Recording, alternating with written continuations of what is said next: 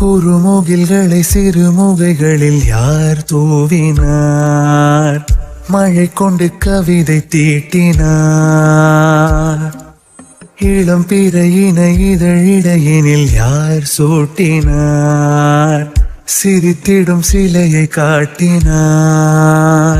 எறும்புகள் சுமந்து போகுதே சர்க்கரை பாறை ஒன்றினை, இருதயம் சுமந்து போகுதே இனிக்கிற காதல் ஒன்றினை.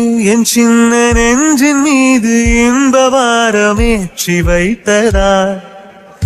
உயர்மயில் குயில்கள் தானும் வெண்ணிலா வானோடு தீட்டி வைத்ததா.